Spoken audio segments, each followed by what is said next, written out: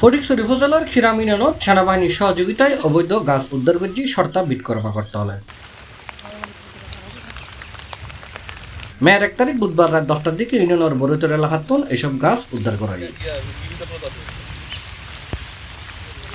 জানা গিয়ে গহীন পাহাড়ি এলাকাত সরকারি সংরক্ষিত বনাঞ্চলত অবৈধভাবে গাছ কাটি সরকারি রাজস্ব ফাঁকি দিয়ে গভীর রাতে পাহাড়ি জিরিফত অন্যাজি হাট ফাঁসার করেন এরকম তত্ত্বর ভিত্তিতে লক্ষ্মীছড়ি জনুর খিরাম আর্মি ক্যাম্পের উগ্র আভিযানিক দল জাইরে এই গাছটি উদ্ধার করে। সেনাবাহিনীর উপস্থিতি বুজিতপাড়ের দুষ্কৃতিকারীল দ্রুত ধাই হই ঘটনাস্থল প্রায় 65 সেফটি গাছ উদ্ধার করা হয়। পরে উদ্ধারকৃত গাছ শর্তা বন বিদ্যুৎ কাছে হস্তান্তর করা হয়। এই বিষয়ে শর্তাবিদ কর্মকর্তা রবিল হোসেনে জানাই, আমরা রাত আনুমানিক 9:30 হবে এই সময় আর্মিরা সংবাদ দিল যে গাড়ি সহ গাছ তারা সদল বলে ফোর্স নিয়ে যায় রাস্তার মধ্যে তারা একটা স্কট নিয়েছিল।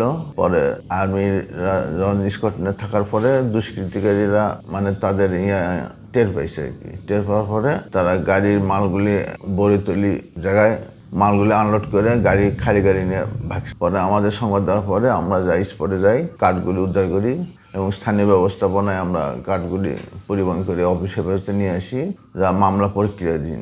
ইতিপূর্বেও আমরা অনেক কাঠ জব্দ করছি আর্মিদের সহযোগিতায়। এখানে আর্মিদের সহযোগিতা ছাড়া গাছ উদ্ধার করা খুব মুশকিল, কারণ এখানে পাহাড়ি সন্ত্রাসীদের উৎপাত বেশি। মানে আমরা একা উদ্ধার অভিযানে গেলে পাহাড়িদের আক্রমণের সম্ভাবনা বেশি থাকে, যার কারণে আর্মি ছাড়া কোনো জায়গায় মুভ করা সম্ভব হয় না।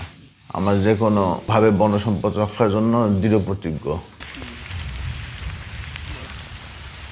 C+, চট্টগ্রাম।